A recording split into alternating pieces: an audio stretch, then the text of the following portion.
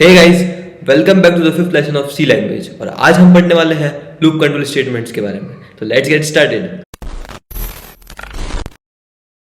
अगर मुझे एक स्टेटमेंट या बहुत सारे स्टेटमेंट मल्टीपल टाइम एग्जीक्यूट करवानी है तो मैं लूप कंट्रोल स्टेटमेंट का यूज करूँ। अब ऐसे तुम समझ लो कि अगर मैं तुम्हें बोलता हूँ कि तुम्हें 1 से लेके 10 तक नंबर प्रिंट करवाना है तो तुम क्या करोगे? printf1, printf2, printf3 ऐसे करके तुम printf10 तक लिख दोगे। और फिर अगर मैं तुम्हें उसके बाद में बोलूँ कि अगर तुम्हें 1 से लेके 100 तक नंबर प्रिंट करवाना है तो तुम शायद पूरी रात बैठकर भी printf 1 2 3 4 5 ऐसे करते करते printf 100 तक लिख दोगे। लेकिन उसकी भी एक लिमिट होगी ना। अगर मैं तुम्हें बोलूँ कि 10,000 नंबर प्रिंट करवाने हैं तो तुम क्या करोगे?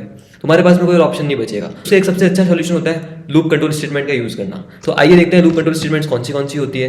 तो बेसिकली सी में 3 टाइप की लूप कंट्रोल स्टेटमेंट्स होती है। पहली होती है फॉर, वाइल और डू वाइल। तो हम पहले देख लेते हैं फॉर स्टेटमेंट। तो फॉर स्टेटमेंट की तुम सिंटेक्स में देख सकते हो कि 3 एक्सप्रेशन लिखी हुई है जिनको सेमीकोलन की मदद से सेपरेट किया गया है। तो पहले एक्सप्रेशन होती है वो होती है इनिशियलाइजेशन, दूसरी एक्सप्रेशन जो होती है वो होती है कंडीशन, और तीसरी एक्सप्रेशन जो होती है वो होती है इंक्रीमेंट। इनिशियलाइजेशन का मतलब क्या होता है कि लूप कहाँ से स्टार्ट होगा। कंडीशन मतलब कि इस कंडीशन तक लूप चलना चाहिए, जैसे वो कंडीशन फॉल्स होगी और लूप चलना बंद हो जाएगा। हम चलते हैं वीएस कोड में और देखते हैं कि फॉर स्टेटमेंट कैसे काम करती है। तो मैं आ चुका हूँ वीएस कोड में और यहाँ पर एक नई फाइल बना लेता हूँ फॉर लूप के नाम से। अब मैं क्या करता हूँ, मैं 2 वेरिएबल इनिशियलाइज कर देता हूँ जो कि है आई और काउंट। अब आई मैंने इसलिए इनिशियलाइज किया है क्योंकि मुझे एक वेरिएबल तो चाहिए जो कि मेरा लूप कंट्रोल करेगा। काउंट वेरिएबल इसलिए मैंने डिक्लेयर किया है ताकि काउंट तक मैं मेरा लूप चलाना चाहता हूँ। अब काउंट को मैं वैल्यू दे देता हूँ 10 क्योंकि मुझे मेरा लूप 10 टाइम्स चलाना है तो मैं काउंट को 10 की वैल्यू दे दूंगा। अगर मुझे मेरा लूप 100 टाइम्स चलाना होगा तो मैं काउंट को 100 की वैल्यू दे दूंगा। अब मैं लिखता हूँ फॉर स्टेटमेंट। फॉर स्टेटमेंट में सबसे पहले मैं आई वेरिएबल को इनिशियलाइज करूंगा। अब आई वेरिएबल जो होता है उसको कहते हैं कंट्रोल वेरिएबल क्योंकि वही पूरे फॉर लूप को कंट्रोल करेगा। मैंने इनिशियलाइजेशन वाला पार्ट तो लिख दिया है। अब मैं लिख देता हूँ मेरा कंडीशन वाला पार्ट जो कि है आई should be less then count. इसका मतलब क्या होता है कि इस लूप को चलाते रहो जब तक आई की वैल्यू जो है वो काउंट से छोटी है।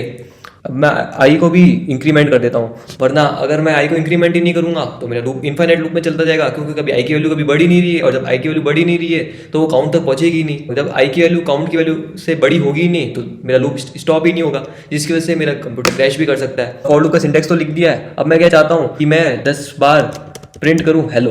तो मैं क्या लिखता हूँ प्रिंटफ स्टेटमेंट और उसके अंदर मैं लिख देता हूँ हेलो। तो एस्केप सीक्वेंस लगा देता हूँ और मैं इस कोड को कर देता हूँ रन। तो देख लो कि ये 10 बार प्रिंट हो चुका है हेलो। अगर वैसे मुझे 20 बार करना है तो मैं क्या करूँगा, इस काउंट की वैल्यू 20 कर दूंगा तो ये लूप 20 टाइम्स चल जाएगा। ये देखो 20 टाइम्स लूप चल चुका है।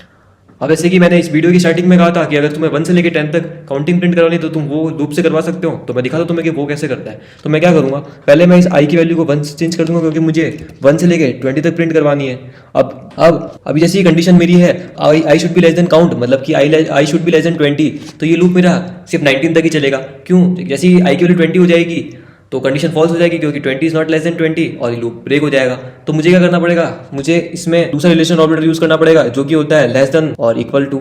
तो मैंने अब कंडीशन चेंज कर दी है। मैंने कंडीशन चेंज कर दी है कि इस लूप को तक आई की वैल्यू या तो काउंट से छोटी या काउंट के इक्वल नहीं होती जब तक इस लूप को चलाते रहो। अब मैं क्या करूंगा, अब मुझे सिर्फ नंबर प्रिंट करवाने तो मैं इस हेलो को यहाँ से हटा देता हूँ और यहाँ पर मैं इंटीजर का फॉर्मेट स्पेसिफायर डाल देता हूँ जो कि है %d।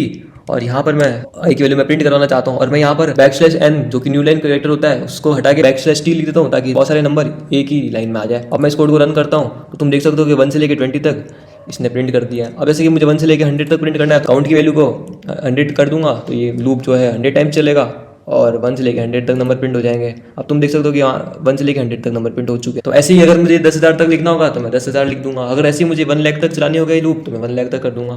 उम्मीद करता हूँ तुम्हें फॉर लूप समझ में आ गया होगा। तो चलते हैं टाइप की लूप की तरफ जो कि है वाइल लूप। वाइल लूप भी फॉर लूप की तरह ही होता है जो पहले लूप की स्टार्टिंग में कंडीशन चेक करता है। अगर कंडीशन ट्रू होती है तो फिर उसके ब्लॉक स्टेटमेंट को एग्जीक्यूट कर लेता है। अब वाइल स्टेटमेंट के ब्लॉक के अंदर 2 स्टेटमेंट होती है, पहला जो हमें करवाना होता है काम वो, और दूसरा होता है इंक्रीमेंट या डिक्रीमेंट। अब वापस चलते हैं हम वीएस कोड में और देखते हैं कि वाइल स्टेटमेंट से हम वापस 1 से लेकर 20 तक नंबर कैसे प्रिंट करवा सकते हैं। तो मैं आ चुका हूँ वीएस कोड में और अब एक मैं नई फाइल बना लेता हूँ जिसका नाम मैं रखने वाला हूँ वाइल लूप डॉट सी। अब मैं क्या करता हूँ, वापस आई और काउंट इनिशियलाइज कर देता हूँ क्योंकि मुझे इनकी जरूरत पड़ेगी।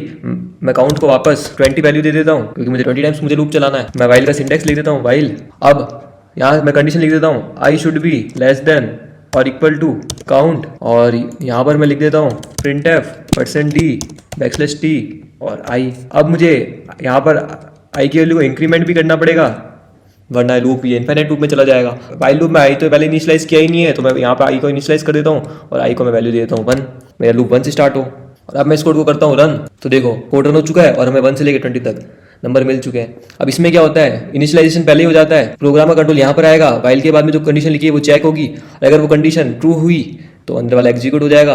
और अंदर तुम्हें याद रखना है कि अंदर तुम्हें या तो इंक्रीमेंट लिखना है या डिक्रीमेंट लिखना है उस कंट्रोल वेरिएबल का, वरना ये लूप इनफाइनाइट में चला जाएगा। जैसे अगर मैं क्या करता हूँ, मैं इसको कमेंट आउट कर देता हूँ और मैं इस लूप को चलाता हूँ, तो तुम देखना ये इनफाइनाइट लूप में जा चुके हैं, और इसकी वजह से मेरी रैम भी क्रैश कर। डू वाइल लूप भी का सिंटेक्स भी वाइल लूप जैसे होता है, बट इसमें ये होता है डू वाइल लूप में कि जो कंडीशन होती है वो जब लूप एग्जिट कर रहा होता है तब चेक होती है। इसका मतलब क्या है कि जैसे ही कंट्रोल यहाँ पर आएगा, पहले तो ये स्टेटमेंट एग्जीक्यूट, एक बार तो स्टेटमेंट एग्जीक्यूट हो ही जाएगी अगर कंडीशन फॉल्स है फिर भी, और उसके बाद में जैसे यहाँ पर निकलेगा वो कंडीशन चेक करेगा, और ऐसे अगर वो कंडीशन ट्रू होती है तो वापस वो यहाँ पर आएगा और ये करेगा, फिर इंक्रीमेंट करेगा और वापस फिर कंडीशन चेक करेगा, और ऐसे जब तक करता रहेगा जब तक ये कंडीशन फॉल्स नहीं होती। तो हम वापस चलते हैं VS कोड में और हम वापस वही प्रोग्राम लिखेंगे जिसमें हम 1 से लेके 100 तक नंबर प्रिंट कर रहे होंगे डू वाइल की मदद से।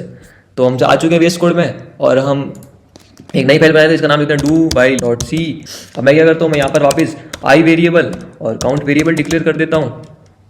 ठीक है, काउंट को मैं वापिस 100 असाइन कर देता हूँ क्योंकि मुझे 100 टाइम्स लूप चलाना है। यहाँ पर मैं लिख देता हूँ डू, और डू वाइल वाला सिंटेक्स पूरा आ चुका है। अब मुझे यहाँ पर भी इनिशियलाइजेशन होता नहीं तो मुझे इनिशियलाइजेशन बाहर ही करना पड़ेगा, तो मैं आई को इनिशियलाइज कर देता हूँ, आई को मैं असाइन करता हूँ 1, और डू के अंदर मैं कोड लिख देता हूँ printf%d आई की वैल्यू प्रिंट कर दो, और मैं यहाँ पे कर देता हूँ ++, और कंडीशन में ये लिख देता हूँ i should be less than equal to count. अब मैं करता हूँ कोड रन, और मैं यहाँ \t लगाना भूल गया था तो मैं \t लगा के वापस कोड रन करता हूँ, तो ये थोड़ा तरीके से प्रिंट हो जाता है। तो देखो यहाँ से लूप 1 से स्टार्ट हुआ है और 100 तक इसने नंबर प्रिंट कर दिए, ये देखो 100 तक नंबर इसने प्रिंट कर दिए। तो बस आज के लिए इतना ही, मिलते हैं अगली वीडियो में, और अगली वीडियो में हम पढ़ने वाले हैं ब्रेक और कंटिन्यू स्टेटमेंट के बारे में। तो अगर आपने इस प्लेलिस्ट को अभी तक सब्सक्राइब नहीं किया तो इस प्लेलिस्ट को सब्सक्राइब कर दीजिए, और अपने दोस्तों को भी बता दीजिए कि इस चैनल पे सी की प्लेलिस्ट चल रही है। Keep learning, keep exploring, bye.